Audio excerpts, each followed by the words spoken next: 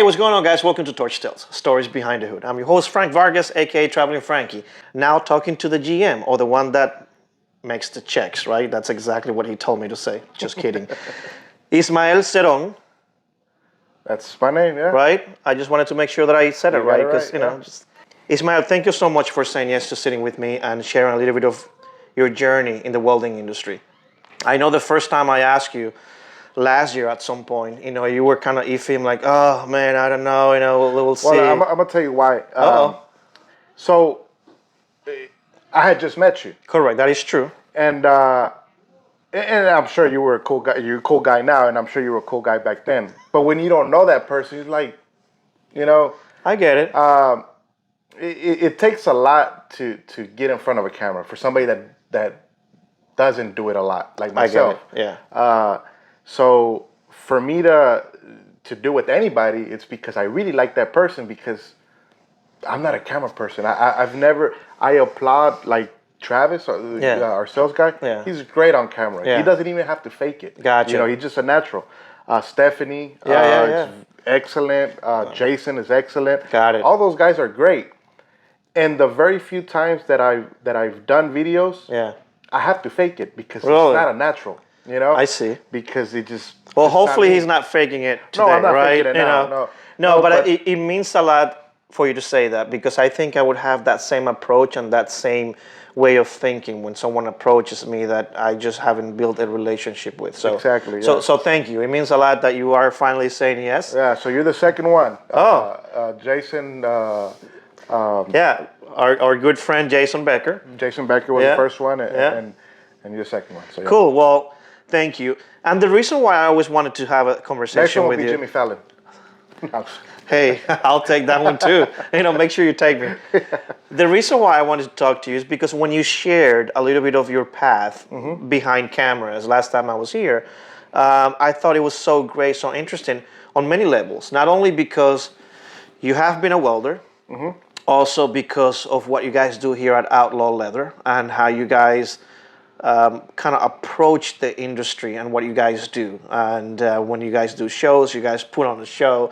When you guys understand marketing, and I think that's where it has taken you so far and so far in the industry. So, but you guys know the deal. That's going to be icing on the cake. Let's meet the person first.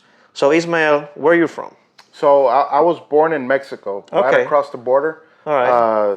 Same place where Jesus was born. Okay. Tamaulipas? Tamaulipas, yeah. Really? I was born in Matamoros. But you guys didn't know each other? No. We met in, I want to say 2013. Really? 2014, around that time. Okay. Yeah, so about 10 years ago. You were born in Tamaulipas, Mexico, across the border. And you came to the state at what age? I was 3. 3? Oh, so you were younger than when Jesus came. Yeah. Wow, 3. So it was that your parents' decision? Same thing, same. So it's a funny story. Well, any way you look at it, I'm grateful that I was born in Mexico. I love the culture. I love everything about it. However, I guess I was meant to be a U.S. citizen because my parents were U.S. citizens. Okay. So why was I born on the other side? I don't know. Really? And if I had a choice, it was a long weekend, just probably. But if I wouldn't change it. I mean, I love the fact that I was born over there. To get the best of both worlds. I have that culture, and now I cannot be any more grateful than being, living in the best city in America, or in the best country in the United States, and the best city in America. Well, the best country, yes. The best city, we're gonna have to debate on that one a little. But I'm glad you say that, because as you're saying that, I'm getting goosebumps, because we are the story of so many immigrants out there. You happen to be already born with a U.S. passport, because of your parents and all that. But nonetheless, you are seen as an immigrant that comes here and looks at the opportunities that this country gives you, and you take advantage of them. Absolutely. So I love that you share that, because it's the same way I feel. So here you are, 3. Now you came to Houston. Yeah, directly to Houston. You are pretty much also raised in this. Yeah, I've never lived anywhere but Houston. Really? Well, I mean, I live in Pasadena now. Well, but it's basically Houston, yeah. Gotcha. Now, how were you as a kid? What were you into? And you can don't give me the PG-13 story. No, Like, what were you as so- a kid? Man, I think I was every parent's worst nightmare. You know, because I knew. I mean, I was always told I was very smart, Okay. but I was very bad. I could not stay still. And So you got in trouble a lot? oh, a lot. Yeah. I mean, yeah, a lot. I cannot name you a school that didn't kick me out.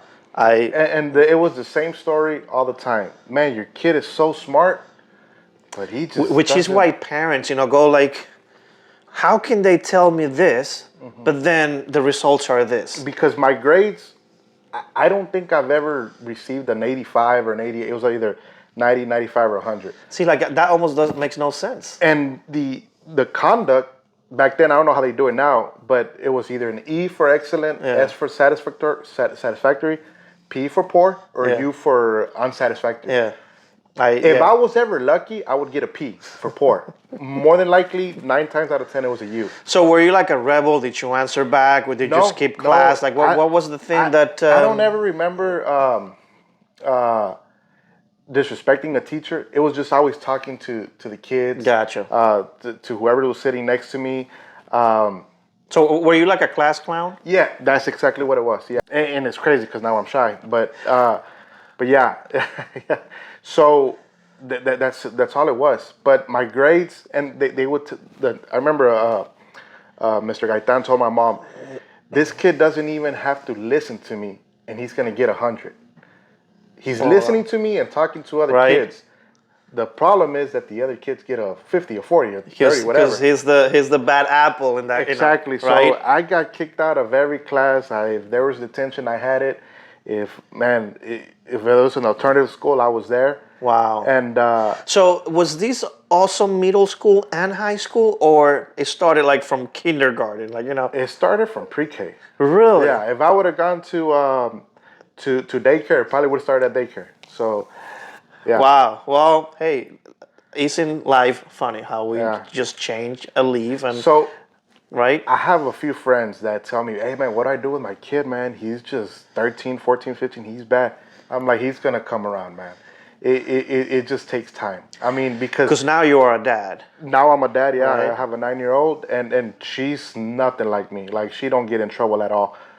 And I'm glad because, I think karma's going to give me one day. Yeah, it's unfortunately there is such a thing, and it happens. Hopefully, it doesn't happen, You are- right? Especially because I'm ready it's, for it's it. a daughter, but so I'm glad you share that because that's actually the story of most. Mm-hmm. You have your exceptions out there, a student, nice and easy throughout the whole thing. But for the most part, there's so many other people out there that have your story because I know that's mine. I got kicked when I first came from the Dominican Republic. I got into a fight with a teacher. I got kicked out, and I had issues respecting elders. Sorry, it is what it is. And here I am. And every time now I see anyone not respecting an elder, I get so mad. Yeah. And I'm like, oh my God, that was me. Chill, calm down. As you're going through that whole stage in high school, middle school, and you're finding your own, let's just use that word, what were you into aside from being the classroom clown? Man, I never played any sports. So No? I was never into sports. I tried it one time. I did try football. Yeah. And I was like 130 pounds at the time. Gotcha. And the coach so happened to go to our church, and I told him on the off season, I said, hey, I want to Try join out, the yeah. football team. And he looked at me, he laughed, he goes, you got to put on some weight, kid. So that summer, going into high school from 8th grade into 9th grade, every single day, my main objective was to gain weight Really? because I wanted to be part of the football team. You look at these movies where the high school kid is in football and he's getting the all cool- the the girls. cool, right? He's Yeah. cool. So that's where I wanted to be. And I managed to gain, quite a bit of weight. Yeah. And so I gained the weight. And then I told him, at church one day, I said, I think I'm ready, man. Just give me a chance. I know I still got to gain some weight, but, Yeah. but I'm I'm going working to get on it, there. yeah. Yeah, I'm eating a lot of burgers, so I'll get there. And he gave me a chance. He told me to show up at 5:30 in the morning for practice. Oof. I showed up one day, and I had to run a whole lot. It was, and I never went back. Yeah, I don't think I was as bad as I wanted it. Yeah. That 5:30 in the morning, And I remember right? seeing him at church the next Sunday, and I would just sneak around. I would make sure he didn't Yeah. see me because I made it to practice one day. There was Especially a when you track. begged for a whole Yeah. year, right? Yeah. There was the whole track, and he's like, "All right, let's start running, guys."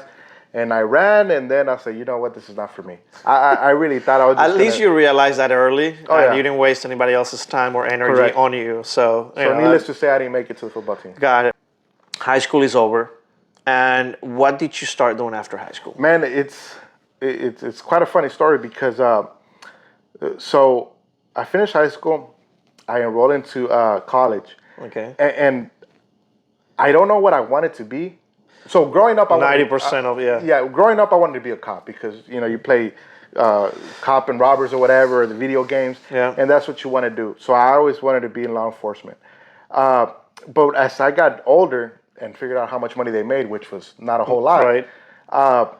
I don't know what I wanted to do. So I'm in college and I'm getting my associate's degree. And my very first year in college, I had chosen elective. Yeah. And I took Mandarin, Chinese Mandarin.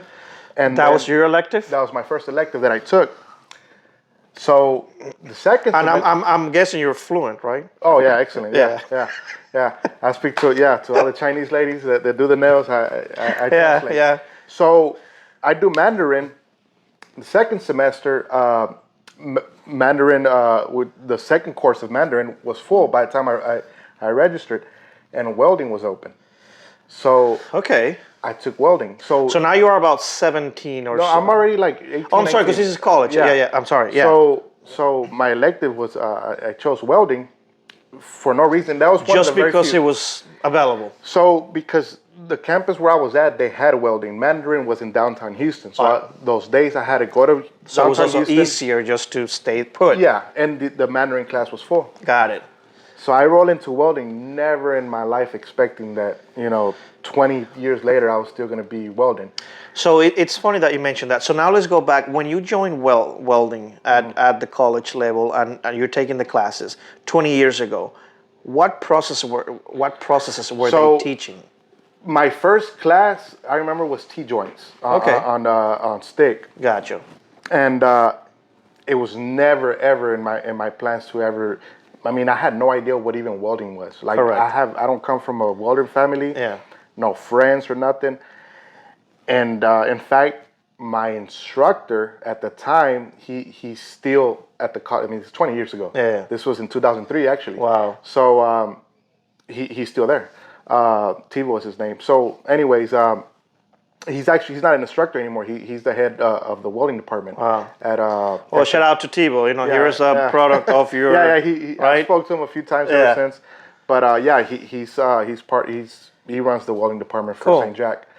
So, anyways, I took that class and I liked it. I made some friends there, and those guys that I became friends with, I still know a few of them. I still talk to a few of them. Yeah.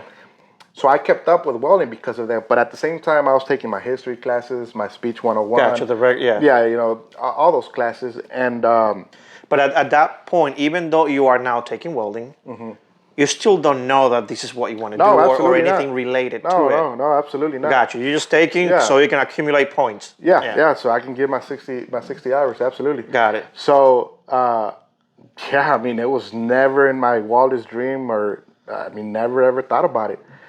But anyways, I learned welding, and then one of my uncles per se, his sister is my aunt. He worked at a shipyard, and he told me, I think I was working at Papa John's or something at the time when I was going to college. I worked at Papa John's too Yeah. for 6 months. No, I worked for a little bit longer than that. Yeah. But yeah, I was a delivery driver while I was in college, and he told me to get in there. He'd get me in there, and it was way more money than Papa John's, obviously. And I started working at the shipyard, and then the rest is history, man. I mean, that was my first welding job at a shipyard. So now you were actually doing what kind of welding at the shipyard? So at the shipyard, it was just 60-10. Okay. We were on the bottom of the barges, Gotcha. repairing the barges. On the side, when they were already cracked, the welds, Yeah. they would remove that piece. We would put a new piece, weld it back together. So how long did you do that? I did that for, my God, for like, so I was probably closer to 21 at the time, 2021.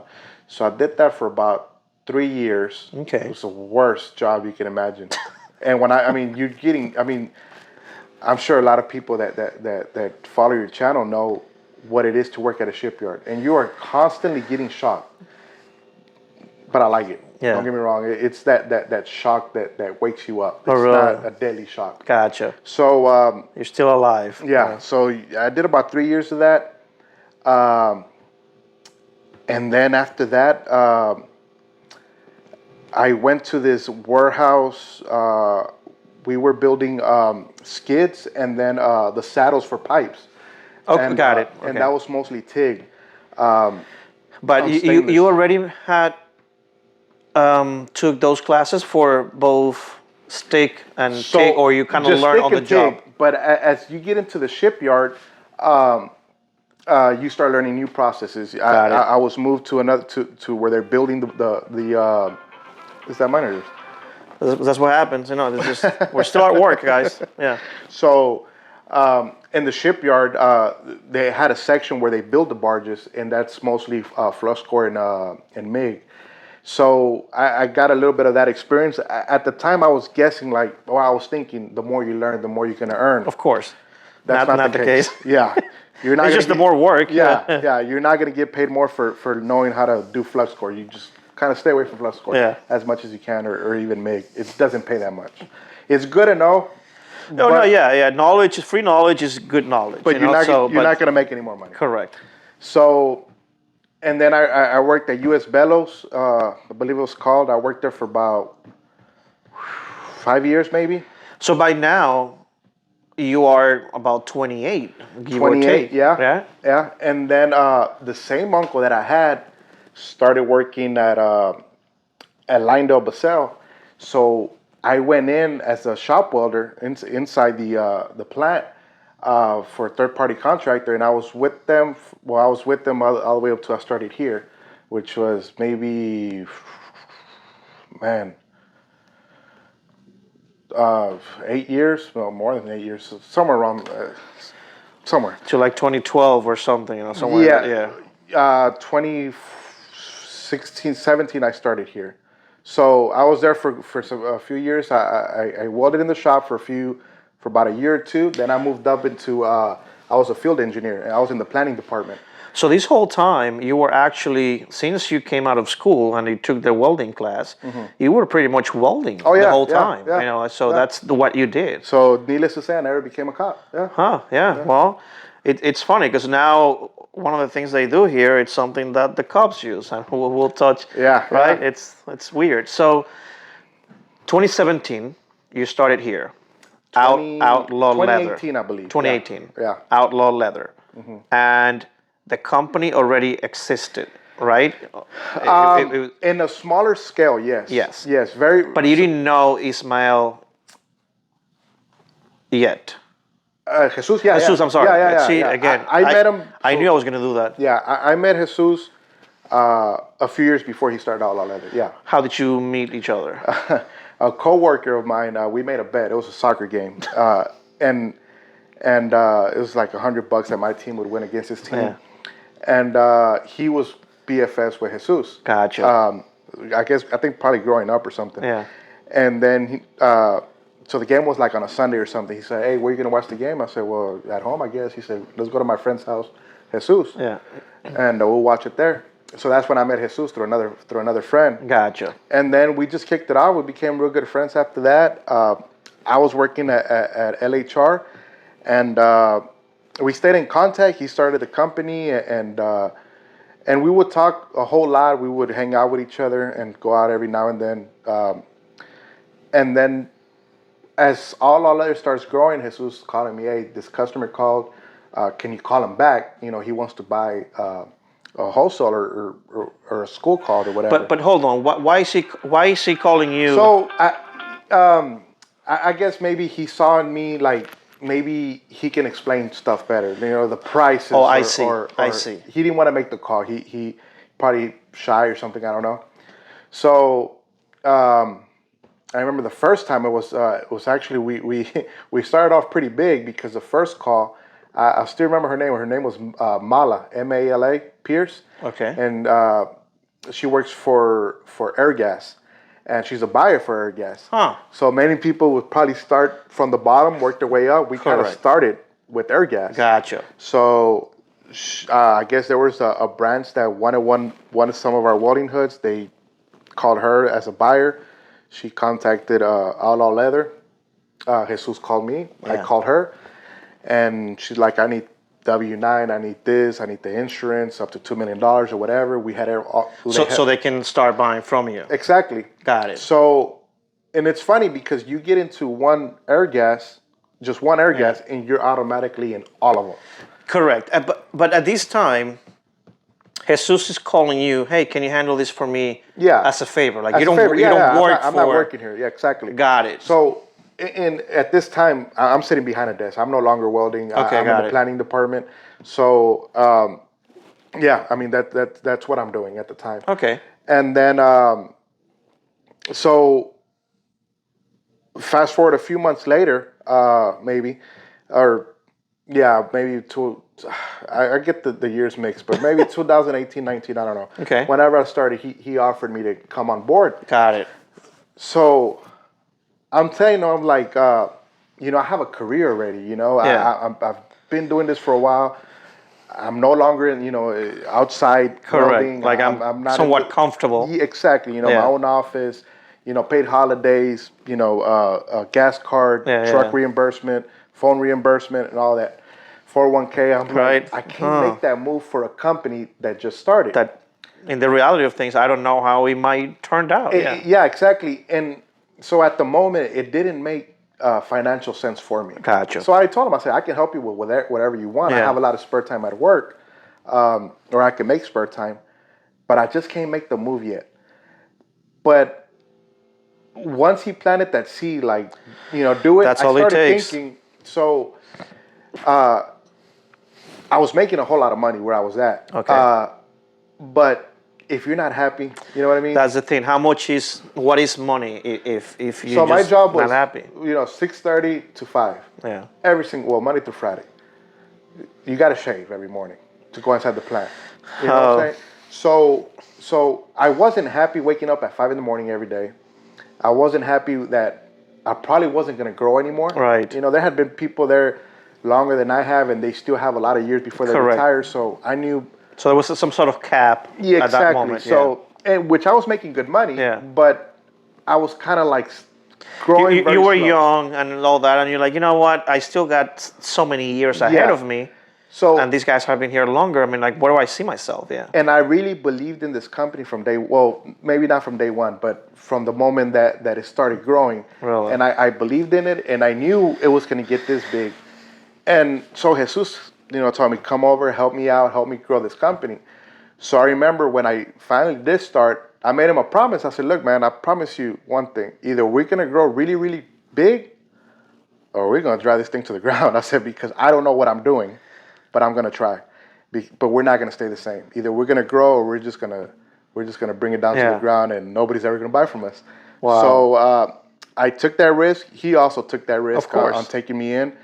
And that was it. I mean, after that, I remember, and I don't know if I've ever told him, but Arkansas Elite with Jason Sasaki and T-Bert, that was my first school that I ever got. I don't know if they know, but Jason played a big part in it. Yeah. T-Bird, I mean, for trusting us, Of course. to carry our stuff. I mean, it means a lot to me to this day. And that's one school that I'm always gonna support, no matter what happens. No, because they gave us the opportunity. The people that believe in you from day one, you have to hold them at a high standard. Because Exactly. definitely, if you don't do it, I mean, that's why part of the reason why you guys are here. But it's cool to see the story of, and you guys, I had the pleasure of also having a conversation with Jesus as well, and you guys will see it. So to see both sides of the story of the same end result, it's great to Our see. years might be off a little, but it When you guys watch this, definitely, because I don't think between the three of us, none of us could put the years together. so and it just it grew so fast, and when you're busy working hard every single day, I mean, I think a lot of my peers or friends from outside that don't work here Yeah. know that I've been here at 5 in the morning, I've been here at 4 in the morning, and I've been here till the next day at 1 in the morning still working. Obviously, I'm not making any welding hoods and I'm not painting. I'm not going to sit here and tell you I make them. Yeah. But trying to grow the business. So when you do that for so long, including Jesus, he's that.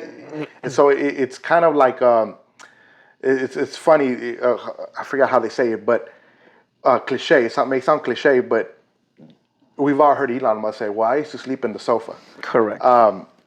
Jesus has done the same thing. Yeah. You know, I haven't done it, but I do have some nice sofas, as you can see, and they're here for the reason that if I ever have to sleep here. So, and I have a TV. You know, I have a refrigerator. I have because you just never know when you're gonna have to spend the night. You plan for that growth, Exactly. and you plan. You know, you got to be ready when things happen. You know, and I've always told, when I used to coach, I used to tell my kids, look, you got to have a belt, a tool belt, and that tool belt is empty, but you got to have the pockets so you can put the tools in it. So you start with that belt, you start with the pockets, and then you keep putting more tools in it. So this is how you prep yourself to be ready when the time comes. Exactly. Yeah. So and you guys are doing that so far. I think the easiest part, well, the hard part, when Jesus started, which he already told his story, or he's going to tell his story, you know, coming up with the idea. Obviously, that was the hard part. Yeah. But once it's out there for everybody to make and copy, that becomes the easy part. Yeah. The hard part now is making it mainstream, knocking on doors, making phone calls. Oh, yeah. You know, there's a few things that we have in the works. And working here, I started signing NDAs, you know. So I have NDAs where there's certain stuff that it's in the work and it's going to come out. Everybody's going to see. And it's going to be really cool.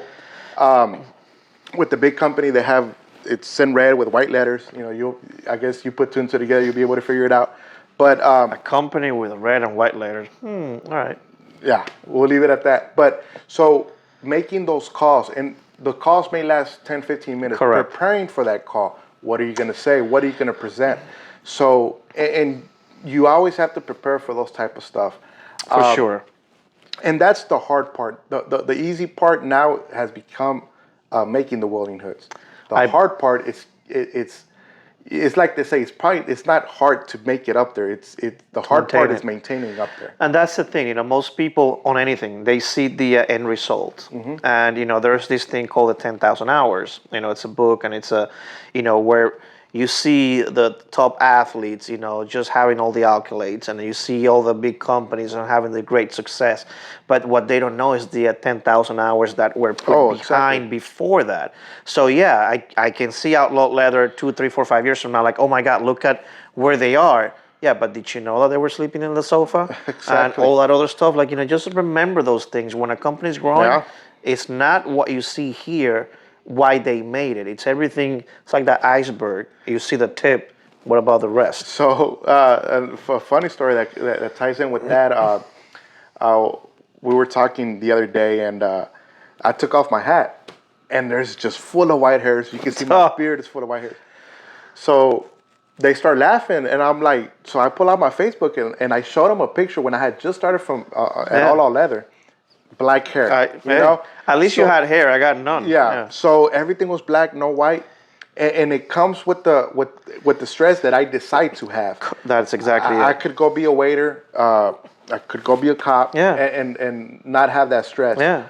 But it doesn't satisfy you at the end of the day. Correct. What satisfies me is I got home tonight. I'm tired, but I'm happy. Because we did something big today. Correct. I know. I totally agree. And that same feeling, I wish everyone could actually feel that. Because when you feel that way, you know, you just get hungrier and hungrier. Oh, yeah. And you're never satisfied. And that's how people make it. So I read this book a while back, and it said, you know, it's very, very, very hard to be rich. But it's also very, very, very hard to be poor. So you choose might as well. So they're both hard. They're both going to be hard, you know. So I'm not saying that we're rich, but we're working towards a goal. There's a goal. Not being rich, but being successful more than anything. So I guess you get to the point where money is just a plus. The success is what you're really after. And that's when the you're thing. hungry for success, the money is just a plus. I mean, it's just an add-on. No, that's I love that you say that because I think you're 100% right. You know, of course, money gives us a lot of material things, but also what it does is the power to help others. It's the power to, go from 23, 24 employees to 100 to whatever. Exactly. You know how good that makes you feel when you know that you're putting food on the table to 100 families, or that you can do an event and help a school or help this or help that. There's no better feeling than knowing that you can. Just because you can. So now the way that you guys approach the trade shows, the advertising, the way you guys go about, promoting Outlaw. Whose idea, who saw the vision of like, hey, let's hit social media in a way that people just connect and they see us every time they're swiping for anything welding related? So, I don't think there's one person that we can give the Pinpoint. credit to. Gotcha. I think that we've created an environment where it comes natural. Okay. So nobody was ever asked, "Do you want to be on camera?" It just obviously you ask them a few seconds before you Right, film yeah. them, but when they get hired on, the question doesn't come about, because They just feel part of it. They see the I energy. come They here see to work. I don't come here to be a celebrity. Why would you ask me if I want to be on camera, right? But it just comes natural, and then everybody likes it. Everybody enjoys being here. We've never had anybody quit because they don't want to be here. Everybody loves being here because, I'm a little older, but a lot of the younger people that work here, every Friday or Saturday they get together, they go out. Gotcha. During lunchtime, they all go together and have lunch. And besides just being So co-workers, there's a culture that they has have been become created. really, really good friends outside of work. So the people that have unfortunately left, it's either because she got married, she had a baby, Okay. and she took the role of being a mother, and she still comes and visits us. So when they leave, it's never on bad terms. Gotcha. They always come back and say hi. That's awesome. And bring us their kids when they have kids, or whatever the case may be. So going back to social media, everybody, when you enjoy doing what you're doing and enjoy maybe not what you're doing, but the people that you're surrounded with, the smiles are going to come natural. I mean, the people are going to, they're not going to be grouchy like, no, I don't want to come out on camera. Correct. Because they're happy from the moment they clock in. No, and I think that's very important. And you can see that, that's one of the things that even before I knew you guys as a person, when I saw you guys on the shows and just kind of like, who are they? I'm like, they just look like they're having fun. They just look like, they're having a great time, so like who wouldn't want to be part of that, Exactly. because it's contagious. Oh, yeah. You just want to be there. Exactly. But it's also a decision. Like when you go to a show and you bring the big mask or the big, costume mascot, thing, yeah. right? Mascot and everything else that you guys do, like it's still a decision and some thought were put behind making sure that it happens that way. Like, so funny story when you say about the mascot and smiling.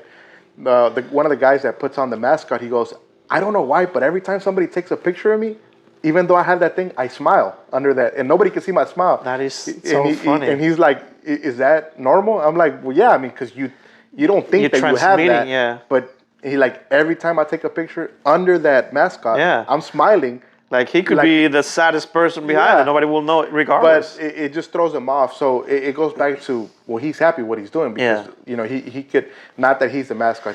We don't have a full-time mascot position. Yeah. But when we go out, we have one of the guys that he enjoys putting it on.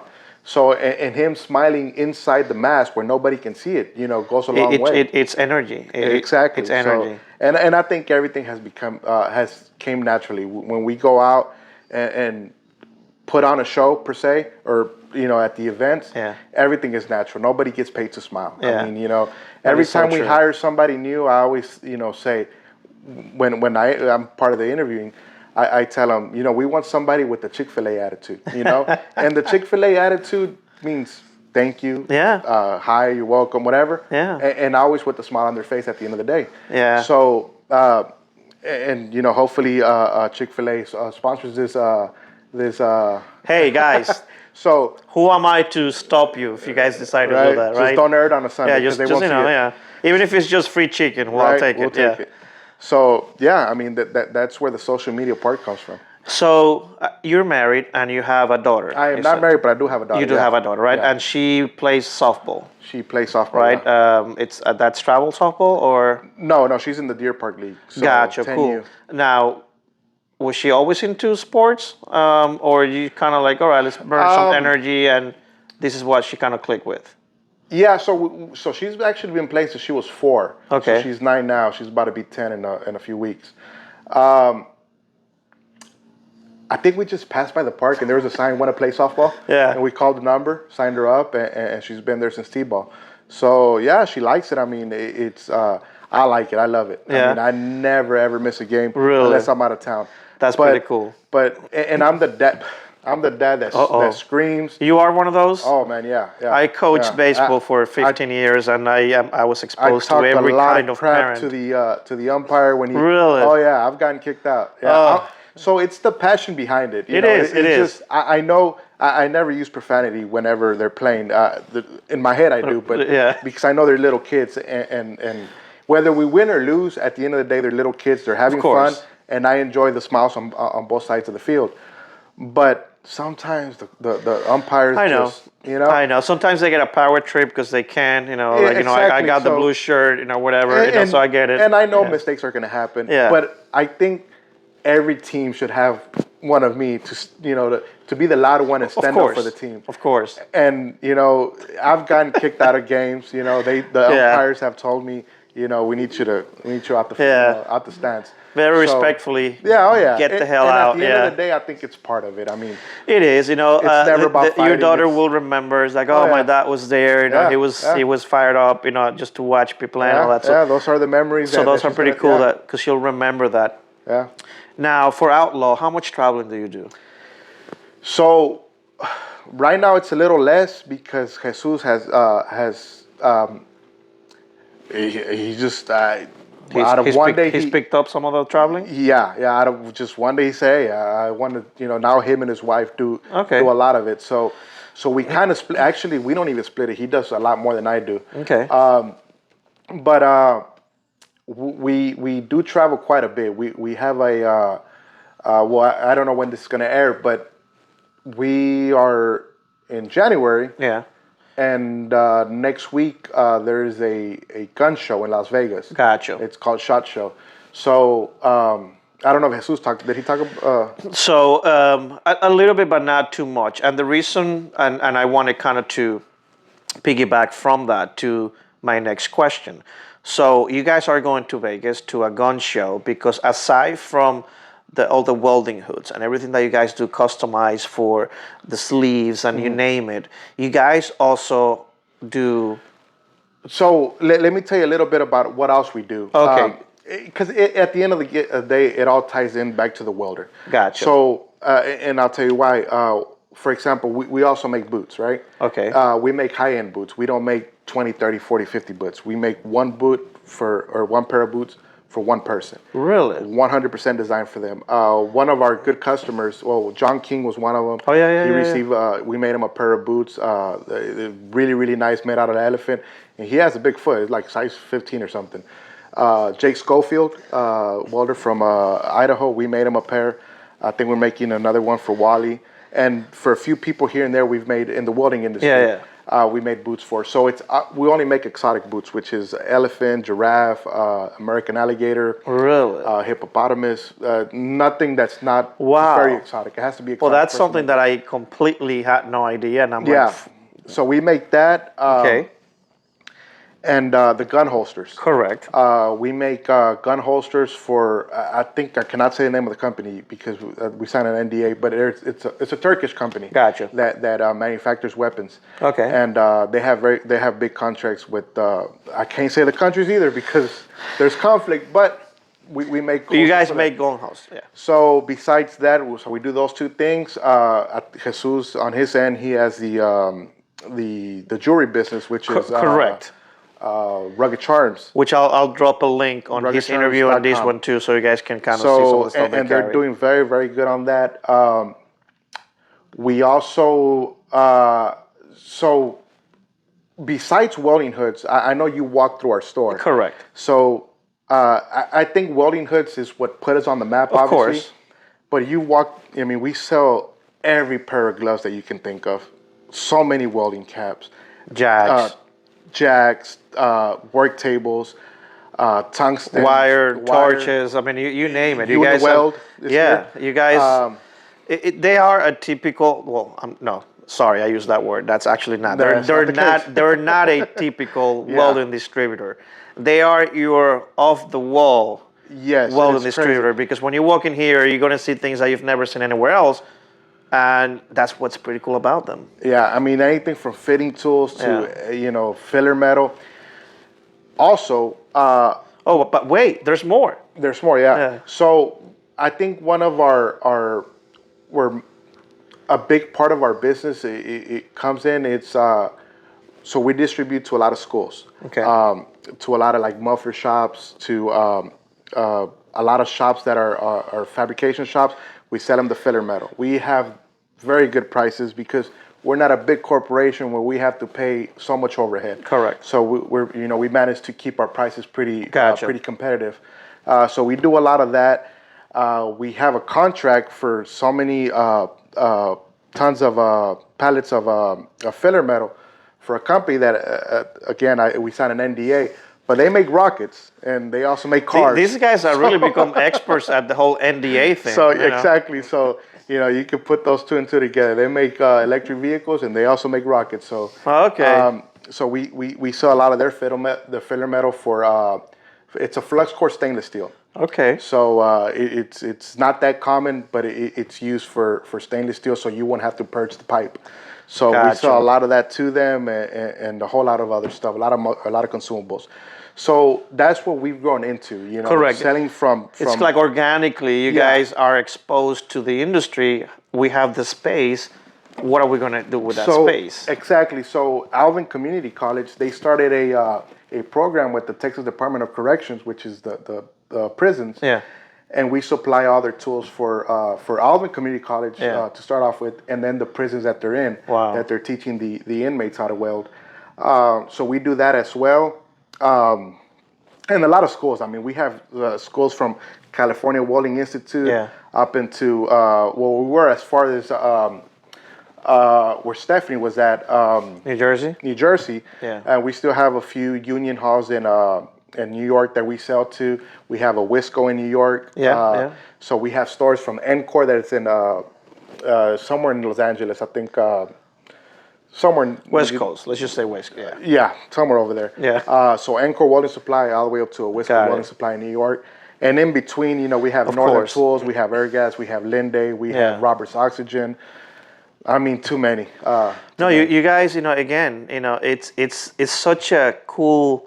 I'm not even going to say a niche, because I mean, the welding hood, it's a need in the industry, right? But it's just the way you guys have done it, and what you guys, the customization of them, and the quality, and just the story behind the company. People connect, and people love to buy from people. A company, yeah, at the end of the day, it could be any company, but it goes beyond that. Oh yeah, absolutely. It definitely goes beyond that, and I've walked their work area and back there, and you see people really making the stuff. So that takes a lot of pride, and it's amazing to see. So now that you are here, again, like I said in the beginning, the GM, the ones that makes the checks, right? Very important. I've asked this to Jesus as well. But where, as a GM on this side of the table, where would you like to see Outlaw in the next 5 years? Sorry, guys. Again, customers. Yeah.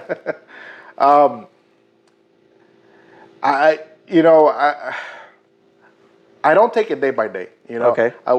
We always want to plan on getting bigger. We have a lot of stuff in the works. Of course. I think we how can I say it? At least on my side of the table, what we're doing for Outlaw, it's getting out there and selling more consumables, being a supply house. Of course. We're doing a really good job at that. I mean, we sell even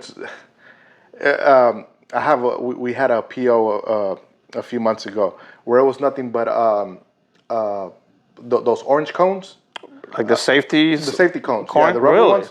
It was like 232 cones, So yeah, and there was Tyvek, the suits, Yeah. and a whole bunch of. But is that filters. something that you guys even had or carried, or they just knew that they could get them through you? So, I mean, we sell anything from the Gatorade bags that you put on the Yeah. 5 jugs. We sell a lot of that. So you guys are kind of almost planning or designing yourself to be an industrial supply absolutely. house, I right? mean, we've sold, I don't know, maybe 500 game boxes last year. The game boxes and the ones that you do the print shacks, Joe boxes. I think we probably sold maybe 400, 300 maybe. I don't remember. That goes to tell you guys, that it's amazing the business that's out there. Exactly. One of the POs that I got had I think like 25 boxes of each box containing the Gatorade packages that go inside the jugs, the water jugs. I think each box is like 42 packages. It was like 25 boxes. This was during the summer of last year. For a job site, and together with game boxes with water jugs. So I mean, that's just to give people an idea. We're not only in the welding hood industry. That's what put us on the map. We're gonna forever, keep that going. Those are the pillars of the company. Exactly. Yeah. But I think we've moved on to not bigger or better things, but to other things. Because at the end of the day, a water jug is as important as your welding hood. You need the welding hood to weld, but you also need to drink some water. So no, it's pretty cool that you guys see the vision and that you guys see the future as hey, our customers, the ones that are going to be wearing the hoods, are going to be at a job site where they're going to need a bunch of different things. Oh yeah, absolutely. So why are we going to have them come here just to get the one thing where they can get the rest of the stuff? Exactly. So that's business one-on-one. Yeah, so we've grown into that. So I think just organically it's going to grow, not because of the name, but more because of how you treat the people. There you go. Put on a show every day that you come to work. There you go. So at the end of the day, I'm a strong believer that my paycheck is paid by our customers. Of course. And they're the real ones to sign my check, because if they don't buy, there's nobody gets a check. Hey, if they wouldn't buy, I wouldn't be here. You wouldn't be here. Exactly. None of this would be here. So as them being our boss at the end of the day, in return, what we have to do is go out there and put on a show. You kind of see it as a performer. Yeah. You go see Justin Bieber. Yeah. You want to see the best side of him because you just paid a whole lot of money to go see him smile. If he's having a bad day, you don't care. Yeah. You paid $100, I better get a smile out of you. So with the customers buying our stuff, we become a performer. We have to perform for them and give them the best thing we can give them, the best products we can give them. Here's the thing, and everyone has a bad day. A company has a bad week, a bad month, and all that. But there's certain things that one of the mentors that I had many years ago said, you never let customers behind the curtain. Oh yeah. Absolutely. So from here forward, all you see is everything's perfect. I'm just here to serve you. You don't need to know about my bad days, our company's bad days, or whatever's going on. Now, behind the curtain, who knows what's happening? Yeah. But for you, we are perfect for you. I think I learned that, I guess you could say the hard way. At the end of the day, once you clock in, once you come to work, your problems are going to stay outside. And no matter what you do or what faces you make, the problems are still going to be there. Oh, yeah. So make it a safe haven when you're at work. Put a smile on. And once you get out that door, pick up those problems again and deal with them. Yeah. But because the customer wants to see the best side of you. For sure. The customer's having a bad day, too, because this is also an industry that it's not really so proactive sometimes. Yeah, if you sell them to a distributor and all that, they're stocking items, they're stocking stuff, to be proactive and have inventory. But for the end user, the walk-ins or the people that are coming, it's because most of the time they went to the job site. Oh my God, I don't have this, I don't have that. Now they're reacting to something they want or they forgot and they need to now, out of a whim, emergency, I need to go get something. And so they're really not having the best day for those kind of customers that are working, because they forgot or something broke, the welder, whatever. So they don't want to come and deal with someone that's like, what do you want? Yeah, here, buy. Yeah. There's plenty of that out there. So, and it is going to happen. Unfortunately, we're humans. Yeah. We've had a few, not, I guess you could say complaints. Yeah. But given the amount of customers that we serve daily, you know, You look at the percentages. Yeah, and to all of those that we've ever given a bad Yeah. face to or answered the phone in the wrong way, we do apologize. I mean, it's never ever going to be our intention. It's still a human person. You know, whether at the you end of the day. buy, you know, we sell clear lens. You know, I Yeah. think they're like 50 cents. Whether you buy something that's 50 cents or our most expensive welding hood, which is 450, at the end of the day, a customer is a customer. Of course. You know, if he bought a clear lens, he probably already bought a welding hood, or he's going to buy a welding Yep. hood. Or even if he doesn't, You just want he's that gonna repeat, Spread, yeah. He's going to spread the word that we have stuff here. Whether that it's they a good need. word or a bad word, they're Yeah. going to spread the word. Exactly. That's- So might as well, you know, Be a good one. Be a good one. Exactly. No, So- I get it. I give you guys kudos to you, to everyone here, to the crew when I see them out there on what you guys do for the industry. You guys have created this little culture, niche circle of people that want to be around you guys for a reason. You know, you Absolutely. cannot fake that. That just comes in naturally, right? Exactly. And you guys are cool people. You guys, I knew that I wanted to get to know you guys just because of that same reason. Because I might look across the hall at the show or this, where I'm like, man, I want to be there too. Yeah. So, congratulations. Again, thank you for saying yes. Oh yeah, man. Anytime. Thank you for sharing a little bit of your history, a little bit of, you know, Outlaw as well, so you guys can kind of learn a little bit more of what they do out here. And again, just like I said on my other conversation, I'm going to post some of the videos and pictures that I will take so you guys can get a better idea of everything they do here and what they have, because you guys will like it. Yeah, absolutely. I mean, you know, I think a fair share of people have been in the back and have witnessed how it's an American-made product. Yeah. You know, obviously there's some parts that are, you Of know, course. that we cannot control because they're not. Nobody makes them here. Correct. You know, but 90% of it, you know, 95% of it, it's made here. Cool. And it's keeping the money here in America. Yeah. It's keeping people employed, and it's just the product that is made here. That if you don't like it, we can fix it right here. Exactly. We don't have to ship it overseas or anywhere else Yeah. to fix it. We'll fix it here in house. Get right back to you. Our stuff has a lifetime warranty. I mean, we had a welding hood that was made like in 2017 one day or 16, and it was bad. It's in bad shape. And there's a video on Instagram. Really? And it went from looking like the ugliest welding hood in the world to, you know, looking very, very, very good. So Really? anything has warranty. You buy it from us, bring it back. There's no, you don't even got to pay taxes or anything. You just bring it to us, we fix it, get right back to you. How many companies do that nowadays? Lifetime right? warranty. There's You know, no so- 5, there's no 3. It's a lifetime warranty. Wow. You know, there you go, guys. You know, there's a reason why they are where they are and where they are headed, you know, for not little things like that, but for those things, because that's not little. Many companies can afford to do that anymore for capitalist, you know, reasons. It is what it is, right? But thank you again from the bottom of my heart. Yeah, well, thanks for having it me. means Yeah. a lot, you know, for you to be here, and so you guys can see a little bit more. And Hopefully next time it's in Miami. hey, brother, I'll shake to that. Yes, we'll have a second. Where are they now? And you know they'll roll down on their yacht and their you know. absolutely. So, guys, thank you so much for watching. I hope you guys like the content. I hope you guys learned something, you know, from Outlaw and Ismael as well. See you guys on the next one with somebody else.